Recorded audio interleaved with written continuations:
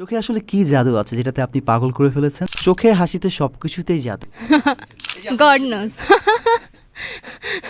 আমি তো একদমই নতুন, আমি জানতাম না। ও মাই গড, ওনারা তো অলরেডি আমাদের ইন্ডাস্ট্রি লিড করছে। তিলোত্তমানি একদম বাজিমাত করে ফেলেছেন। এই যে আপনার প্রথম কাজ, কেমন লাগছে? অবশ্যই ভালো লাগছে, অসাধারণ অনুভূতি। সবার যে এত সাড়া পাবো, এত ভালোবাসা পাবো, স্পেশালি ফ্যামিলি থেকে, রিলেটিভ থেকে, বন্ধুবান্ধব থেকে দারুণ রেসপন্স পাচ্ছি। যেহেতু রেসপন্সের কথা চলে আসলো, তো রেসপন্স নিয়ে যদি বলতে যাই তাহলে আপনার চোখের প্রেমে সবাই পড়ে যাচ্ছে। চোখে আসলে কি জাদু আছে যেটাতে আপনি পাগল করে ফেলেছেন? আহ, এই চোখের প্রতি কেন এত আকর্ষণ? আমার মনে হয় না আমার চোখে আলাদা কোনো জাদু আছে। It's all about Zahid Pritom ভাই। জাহিদ প্রীতম ভাই তার ভিজুয়ালাইজেশন, তার স্ক্রিপ্ট, সে আমাকে যেভাবে কল্পনা করেছেন, সে তার কাজের মাধ্যমে আমার চোখটাকে অডিয়েন্সের কাছে ওভাবে তুলে ধরেছেন। সো এটার জন্য মনে হয় অডিয়েন্সের মনে হয়েছে যে চোখে কোনো জাদু আছে। চোখে হাসিতে সবকিছুতেই জাদু। God nose. ওকে, সো এই যে কাজটা করলেন আপনি, তিলোত্তমা যে নাটকটা, এটার যে এক্সপিরিয়েন্স এবং এটার মধ্যে আপনার যে কো আর্টিস্টগুলো আপনার সাথে ছিল, তাদের সাথে কাজের এক্সপিরিয়েন্সটা যদি আমাদেরকে শেয়ার করতেন। আমার আসলে অনেকজন কো আর্টিস্ট ছিল, সবার কথা না বললেই নয়। মীর রাবি ভাই ছিল মূলত আমার আমার সাথে যিনি কাজ করেছেন রেহান হিসাবে, মানে আমার টিচার, যার আন্ডারে আমি থিসিস করছি। তানভীর ছিল হচ্ছে আলিফ চরিত্রে। সো তানভীরের যে ক্যারেক্টারটা ছিল, ক্যারেক্টারটাকে আসলে আমার পয়েন্ট অফ ভিউ থেকে যে দেখা বা তার কষ্টটা বোঝা, সে যখন তার সেকেন্ড স্টেজে যায়, সে যখন পাগল হয়ে যায়, তো আমি যে এসে তার কষ্টটা বুঝি, তানভীর ফিল করে যে এই মেয়েটার চোখে আমার জন্য মায়া দেখেছে, আমি তার সাথে সব শেয়ার করতে পারবো। তো তানভীর তো অবশ্যই খুব গুড পারফর্মার। আমি তো একদমই নতুন, তানভীরকে নিয়ে আর কি বলবো। বাট আমি যেটা উল্লেখ না করলেই না, সেটা হচ্ছে আমার প্রত্যেকটা কো আর্টিস্ট আমাকে এত সাপোর্ট করেছে। মানে তানভীরের সাথে যখন শর্টগুলো ছিল, তানভীর মানে পারছি না, কয়েকবার টেক নেওয়ার পর হচ্ছে না, মানে তারা আমাকে এত অনুপ্রেরণা বা উৎসাহ দিয়েছে যে আরে না, হয়ে যাবে, আর একবার দাও, হয়ে যাবে। এই যে এই জায়গাগুলো থেকে যে আশ্বাস বা ভরসা পেয়ে আমি আমার শর্টগুলো দিয়েছি, যেটা দর্শকরা এখন গ্রহণ করছে ভালোভাবে।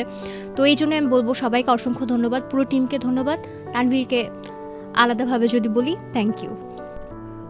আপনার প্রথম কাজটাই ব্লাস্ট করেছে, তাই আপনাকে অনেক নায়িকাদের সাথে তুলনা করা হচ্ছে, আমি জানতাম না। যেমন মেহজাবিন, টোটিনি। ও মাই গড, ওনারা তো অলরেডি আমাদের ইন্ডাস্ট্রি লিড করছে।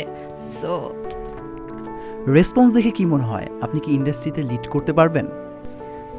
আমি লিড করব কিনা সেটা তো আসলে আমার পারফরমেন্স বলবে, বাট আমি অবশ্যই চেষ্টা করব অ্যাজ অ্যান আর্টিস্ট, আমি চেষ্টা করব আমার বেস্টটা দিতে। আর মানুষের আসলে যত দিন যায় তার কাজ ভালো হতে থাকে, তো আমি ওটাই চেষ্টা করব দিনের সাথে সাথে আমার নিজের যে পরিবর্তনগুলো বা আমার এক্সপিরিয়েন্স অনুযায়ী আমার কাজের দক্ষতা আরও ভালোভাবে অর্জন করার। বাংলাদেশের ফিমেল আর্টিস্টদের মধ্যে নতুন এবং পুরাতনদের মধ্যে কাকে সব থেকে বেশি ভালো লাগে? ওকে, পুরনো যদি বলি, আমি ছোট পর্দা বলতে চাই না, বাট আমি সুচিত্রা সেন ম্যামের খুব বড় ভক্ত। আর এখনকার যদি বলি, আমাদের দেশের যদি বলি, অবশ্যই মেহজাবিন আপু আছে, তানজিন তিশা আপু আছে। আর তটিনী আমার ছোট বয়সে, কিন্তু তটিনী খুব মিষ্টি একটা মেয়ে। আমি ওর অলমোস্ট সব নাটক দেখি। ওকে মানে ওই যে থাকে না, ওর চেহারা একটা মায়া আছে অন্যরকম। সো ভালো লাগে, ওকেও ভালো লাগে। কেন, আপনি কি তটিনীর থেকে মিষ্টি কম?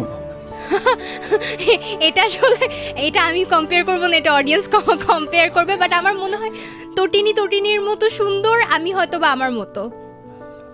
সামনের কাজগুলো কি আপনি বাছাইকৃতভাবে করবেন নাকি নর্মালি সব র্যান্ডম কাজগুলো করে যাবেন?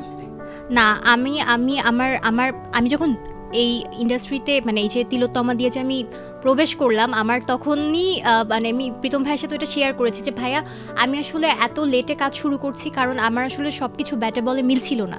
তো অবশ্যই আমি ফিউচারে যতগুলো কাজ করব বেছে বেছেই করব।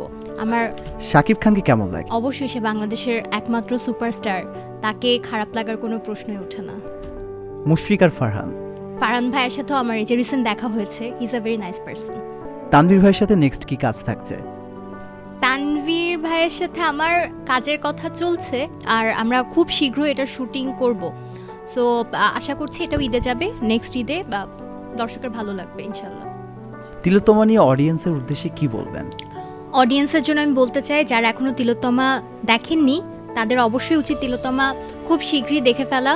দেখে দেখে আমাদেরকে ফিডব্যাক জানান কেমন লাগছে। ভালো না লাগার আসলে কোনো কারণ নেই। আর আশা করছি ইন ফিউচার আমরা যত কাজ করব আপনাদেরকে এভাবেই পাশে পাবো। দোয়া রাখবেন আমার জন্য। Thank you.